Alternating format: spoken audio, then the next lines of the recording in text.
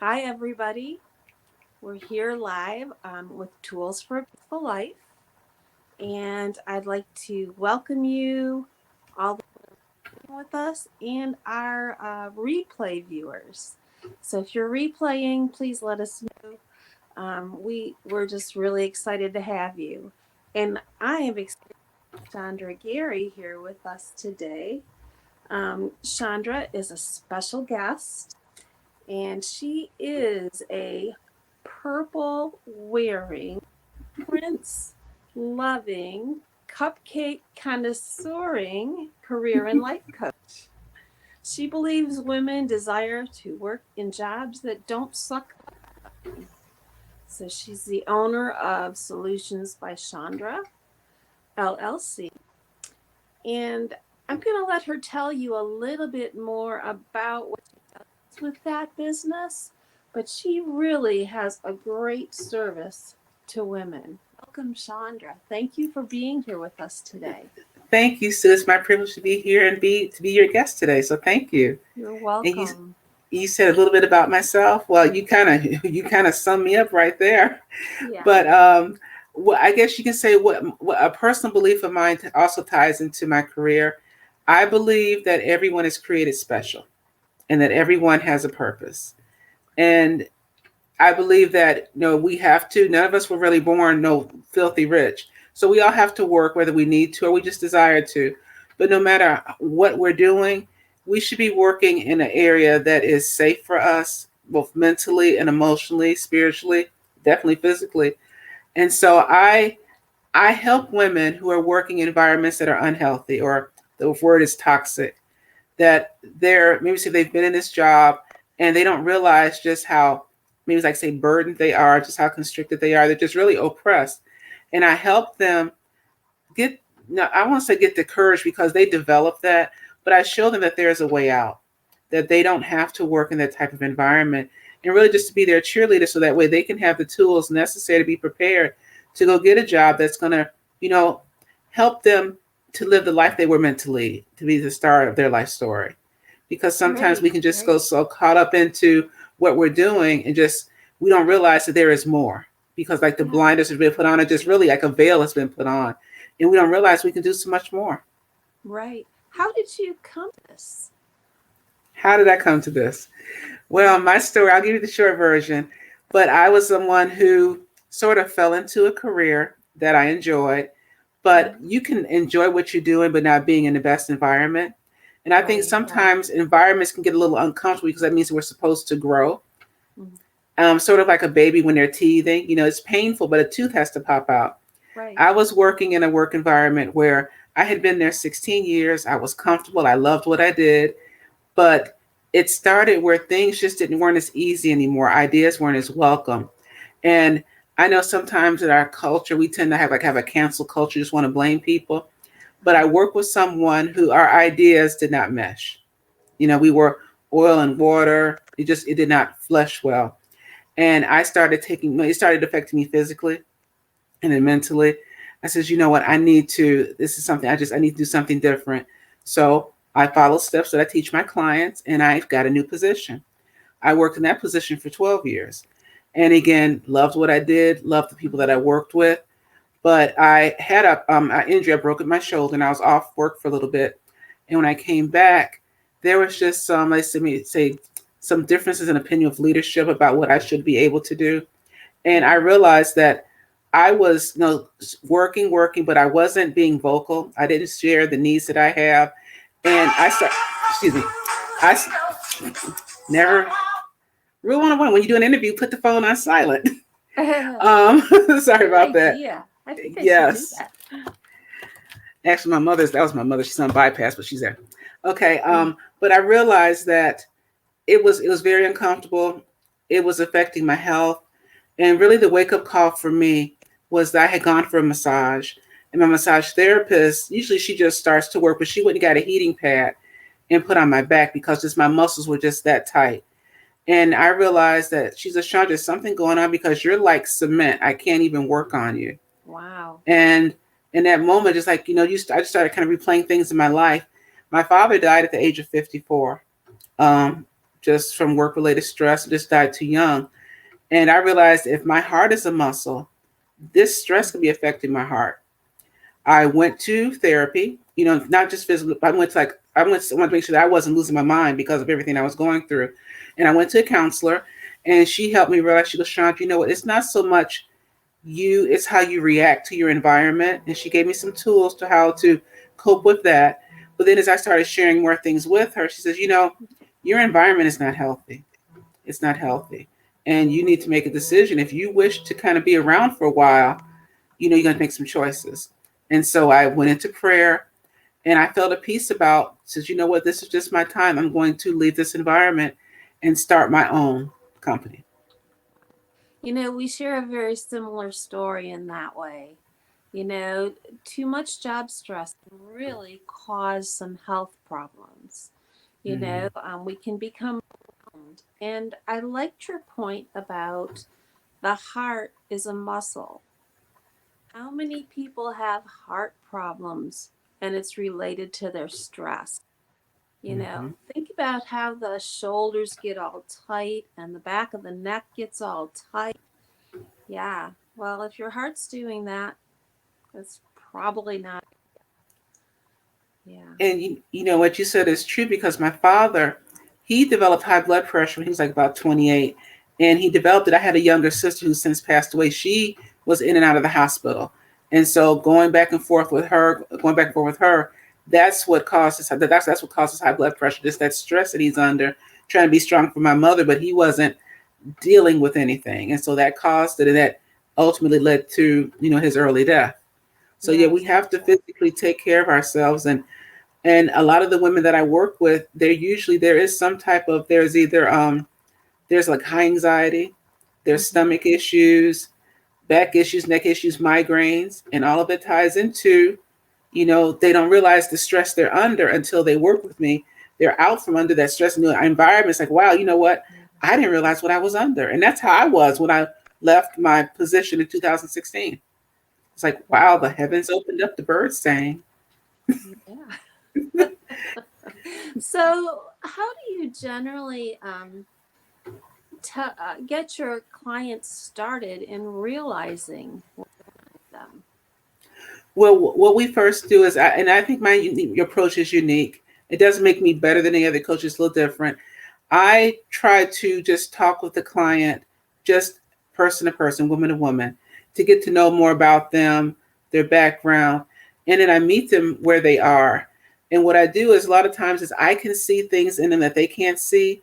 So I use a couple different assessments, fancy word, or a test, where I kind of go dig deep and help them, have them answer some questions so that they can really know a little bit more about themselves, and then do more of a holistic approach, because the mechanics of getting a job are pretty much the same. You send out an application, a resume, you interview, you get hired. But if you haven't done that soul work, that soul care, some of that mental and mindset, you're going to struggle. You're going to take whatever issues and challenges you had in one place, take them to the next place, and it's not going to be pleasant. So I try to do a little bit more of that soul and that mindset work, helping them deal with maybe say any forgiveness issues, bitterness, so that way they can be healthy when they go to their next position. Yeah, that's great. Getting rid of those underlying causes for not being peaceful. Mm-hmm. Forgiveness, you're right. That's such a big one. And we don't think that affects us every day, but it does. Yeah, it does. And even just being able to speak up for yourself, because I'm a person that tends to, I was raised, children are seen and not heard, but adults should be seen and heard. And so Right. when there maybe were times where people would say things that I didn't necessarily agree with, maybe I had a difference of opinion, I wouldn't always say it. I would just kind of hold it in and then let it fester, and it would bother me, and I never dealt with it. But as I matured and got older, and actually with the help of counseling, there's a way to let your opinion known if it's different without going off and being belligerent or something. Just there's a way to state it and to do it in an assertive way. Sometimes women, we forget that we can say things, and Right. and we don't have to shy away. We can just be very vocal about what our beliefs are too. Yes. I think as long as we're treating people respectfully Hmm. and we're speaking our truth, we're being authentic, and we're pure heart, we should be able to say anything that we need to say. Yes. Yes. And also, we need to be able to tell, that they can't treat us the way they might think they can. Mm-hmm. One of the things that you mentioned was maybe aligning with the same values or ideas as, some places that you worked, and we have to be able to peace. And if there's boundaries, we have to be able to set those boundaries. Right. And it starts if you know who you are, and you'll be able to recognize earlier on if there's maybe been some value shifts, maybe not necessarily with the company as a whole, but maybe say with your work team. Let's say if I had maybe been realized some of this earlier, I possibly maybe could have gone to a different area, not necessarily leave a particular organization, but in hindsight, I believe that was just, I'm a person of faith. It was just my time to step to the next level. Yes. And I think we need to realize that sometimes you make that change. Mm-hmm. That's, like you said, the next step. And if we want to grow, which who doesn't want to grow? We want to become the best we can be, Right. become our best self, then sometimes you just have to move on. And it's okay. I know that at least how I was brought up is that you go to school, you go to college, you work for an organization until you retire. Yeah. That's not the case anymore. And a lot of people that know my elders when I was a little girl, I lived like in a mill town, so they all went to the mill. But then when the mill changed hands, it's like they didn't care if you worked there X amount of years. You just were kind of people let go. And Mm-hmm. so it is, I think it's unrealistic to think that you're going to start at a place when you're 22 years old and work until you're 65 in that same company. You may work, maybe say 5 years at the company, change job every 5 years, and that's okay. That's okay. Yeah. Yeah. It's a much different time for longevity. You don't have people that stay and get a pension and retire off their pension. It doesn't, Right. you know, fine. Mm-hmm. Yeah. So, how did you find peace in all of this while you were on your journey? How I found peace, a lot of it came from working with a coach slash counselor who helped me to see who Chandra really is. I had this, she helped me to identify that who I am separate from what I do. And they're two different people. So going through counseling, and a lot of times people, there's like a stigma that, oh, it means something's wrong with you if you reach out to someone for help. Yeah. It's not. It's actually a signal, a sign of strength is that you realize that you don't have all the answers. So you're going to go to someone who has the answers, who can help you develop them. So working with a coach slash counselor, and then also just prayer, just being humble enough to say, God, you know what? I need your help because I don't know what to do next. And having those conversations and then being quiet to listen for the answer. The answers don't necessarily just fall out of the sky at you. They may come through the mouth of a trusted friend. You may see something on television, or a random stranger in the street may just kind of give you some confirmation of what you're feeling. Right. Right. So that's what helped me, counseling, prayer. And then when I made the ultimate decision to leave the last environment, it was actually a coworker who didn't really know what I was going through, but she asked me to come to her office. She was like a senior administrator. And she told me something that she was doing. She goes, you know what, you need to consider doing that same thing. She says, don't let this place kill you. Now, she didn't know what I was going through. So to me, that was divine intervention. And I took that to heart. Yeah. Wow. I think that's great. You're right. It is a sign of strength. It's not easy to ask, when you need help. And Mm-hmm. it takes a strong, courageous woman to be able to do that. Thank you. I think that sometimes the hardest thing we can do is ask for help. And maybe even a little bit harder is to wait for that answer. Yes. Yeah. So if you were going to give our listeners just one little piece of advice, what would you tell them? Oh, that's a good question.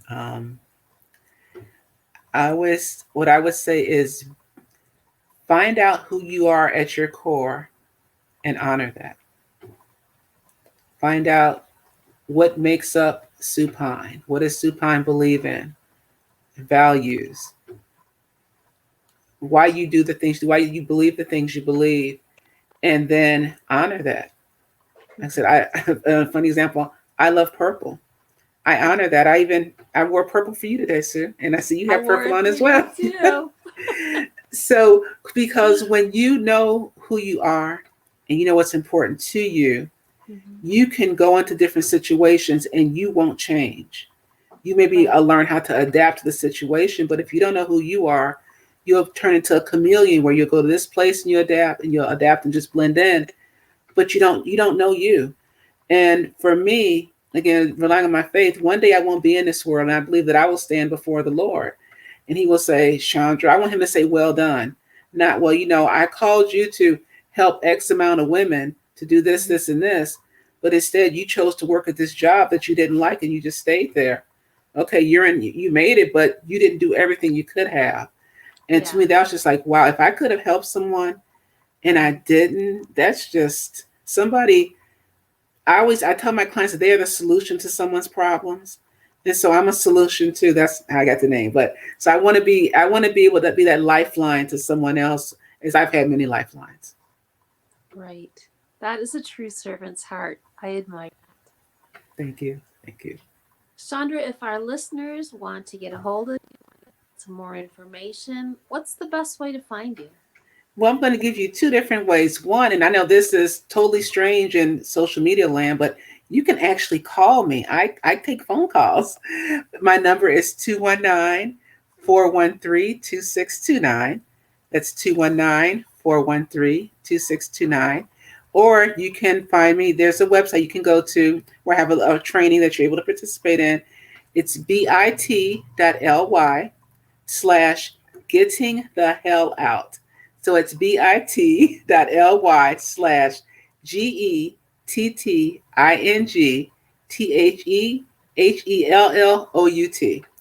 Now, let me preface this by saying that I don't curse, but I have trainings called getting the hell out, because if your job isn't heavenly, you have to get out.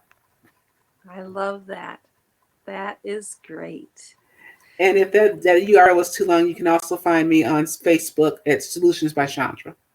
Okay, super. Super. Well, I want to thank you so much for being here today. And I want to thank our um is there anything you'd like to add before we go? Um, I would just say to those who maybe say if you're apprehensive about starting a job search, just start, just try. I share this sometimes with people that sometimes I was nervous as far as speaking in front of people, so I Mhm. did things to. I mean, I should say speaking on media in front of certain people. So when you asked me, said Chandra, can I interview you? Like, okay. So that means it took me out of my comfort zone. So I'd Yeah. encourage anyone to do that. All right. Do something that's going to scare you just a little bit. Okay. Well, thank you. For our listeners, if you have any issues trying to get Chandra or you didn't have a chance to write that down, let me know and we will make sure that we can make that connection. I invite anybody who is on Clubhouse, 4 p.m. Eastern Time. We'll be talking about one of my favorite tools for peaceful life, and that is laughter. So feel. And Chandra, once again, thank you so much for being here. I really appreciate everything you had to say to us today. Thank you, Sue. Thank you. Bye, everybody.